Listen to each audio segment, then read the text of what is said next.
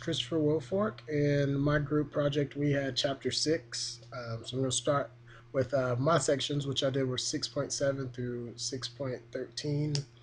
Start with 6.7, which kind of deals with recall and recognition.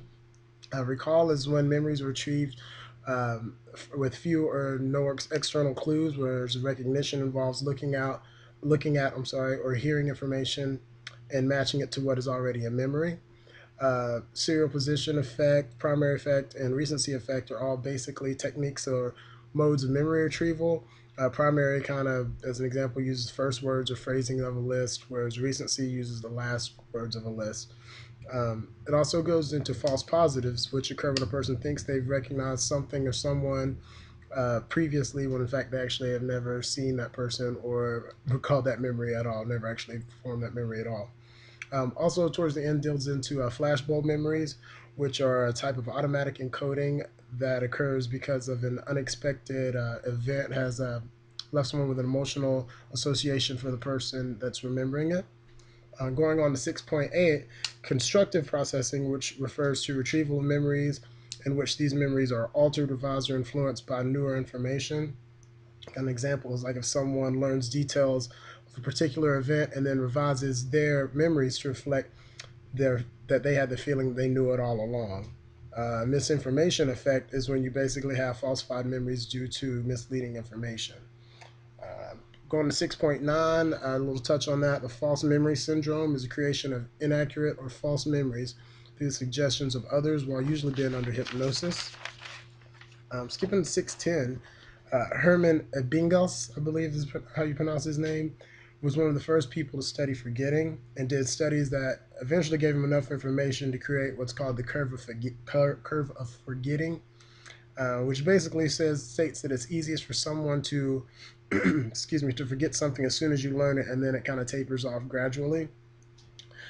Also dealt with encoding failure, which is another reason that people forget. It basically states that when someone learns something new, they really never had the information encoded properly into their memory, so it kind of never really takes hold in their brain, basically. Also deals with memory trace decay theory, which basically states that if memories aren't used, they tend to fade or quote unquote decay over time. I'm going to 611, deals with how and where memories are formed in the brain. There are specific areas in the brain where memories are formed, and they're different for different types of memory.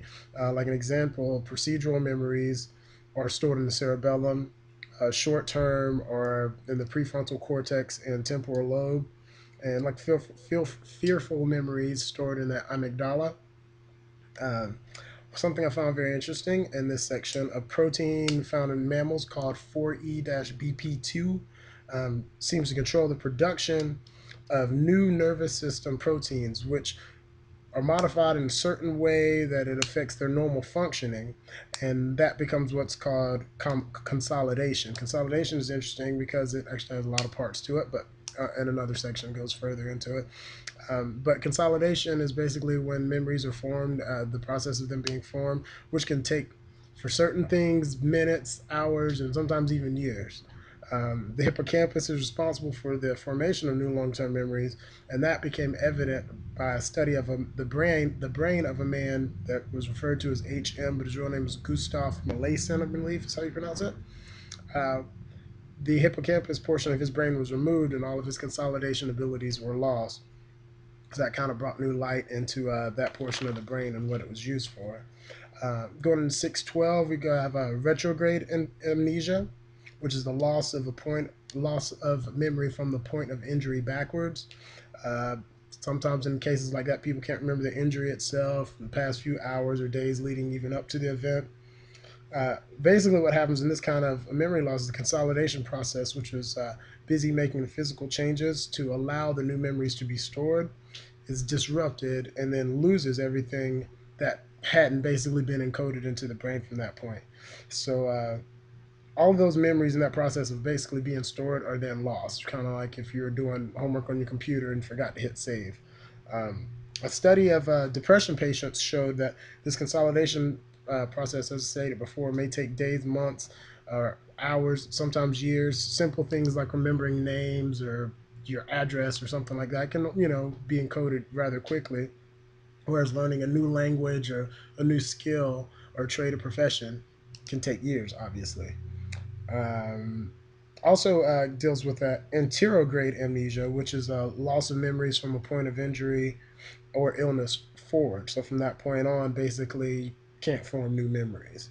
Um, Also dealt with, it kind of mentions that is actually seen with people who have senile dementia, which is a mental disorder. Kind of has like mood swings, severe forgetfulness as some of the symptoms of that. Touched on infantile amnesia, which is basically states that you, as a child, between the ages when you're born to 2 years old, you basically have implicit memories, which are rather hard to bring into your consciousness. Whereas after the age of 2, when the hippocampus is formed a little more completely, you actually have explicit memories because explicit deals with verbal language and skills as that matter, which are a little come to bring back and recall. 613 go mainly basically deals with Alzheimer's disease, where a fact of that is nearly 5.3 million Americans have it. It is the most common form of dementia in the elderly, and apparently 1 in 8 people over 65 have it. Uh, Also, with the anterior grade amnesia becoming a memory problem, which can start mildly at first and then becomes more and more severe over time. Uh, Unfortunately, more dangerous forgetfulness occurs, like from simple things like forgetting to mow the yard or repeating conversations to things like dangerous senses like taking too much medication or forgetting that food's cooking, which can obviously be bad for the elderly. Also, I'd found out that there actually are genetic forms of Alzheimer's, but it is absolutely very, very rare. And there are other forms of dementia that aren't Alzheimer's that can occur from like strokes, dehydration, and medications. Uh, Treatments that they have, there's absolutely no cure for Alzheimer's as of now. There are ways to slow the process of it, but nothing to actually cure it. And sometimes they can slow it for 6 to 12 months. There are ways to combat that by keeping yourself a little healthy, like not having high blood pressure, cholesterol, not smoking, obesities, and type 2 diabetes is also kind of a contributing factor to that. Rather interesting chapter in the book. I really enjoyed it, and I hope you guys enjoyed the video. Thank you.